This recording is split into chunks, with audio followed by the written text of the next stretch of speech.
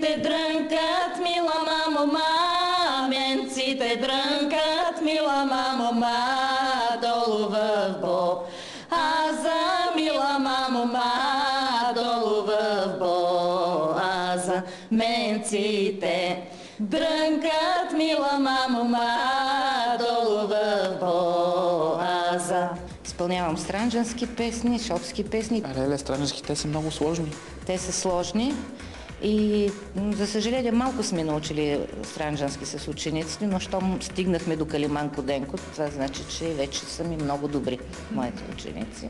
А това е твоята ученичка? Силвия? Да, Силвито е още в къщи преди 1-2 години. Събирах ученици, но сега трябва да пазим тишина на съседите по новия закон. И добре, че откриха този център.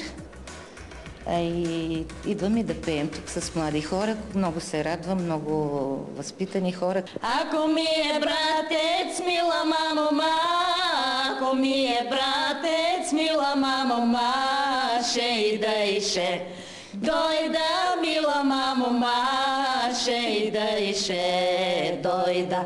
Ако ми е братец, мила мамо, ще ида и ще дойда. Казват, че народната музика и народните песни не са за прости хора. Те са за умни хора, които обичат родината си.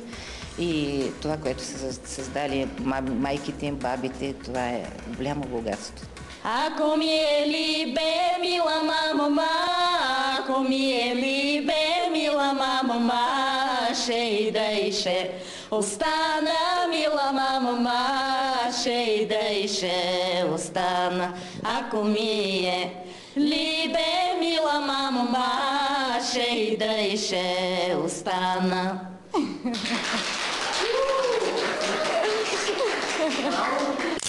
Това, което се случва на часовете по пеене, Кунка Желязкова издирва текстове на народни песни от нейни колежки, които са измислили песните. Тези текстове и тези мелодии са невъзможно е да бъдат намерени примерно в интернет. И тя ги търси и ни ги преподава, като междувременно ни разказва истории от българския бит и култура, от българския фолклор. И това е знание, което според мен всеки българин трябва да притежава, уникално удоволствие. Просто в момента, в който хората запеят, въпреки че си мислят, че не могат да пеят, примерно, в момента, в който запеем всички заедно в един глас, се получава някакъв страхотен резонанс, който имам чувството, че вибрира на някакво много по-дълбоко ниво, отколкото ние го осъзнаваме. Това направо се ни резонира с родовата памет.